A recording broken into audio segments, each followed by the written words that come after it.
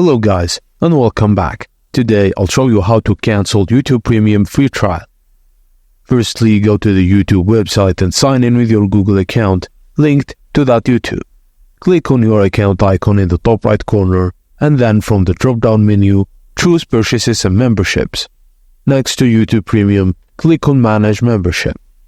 Just select Deactivate next to your next billing date. YouTube will prompt you to choose between pausing your subscription for up to 6 months or continuing to cancel. Choose your preferred option.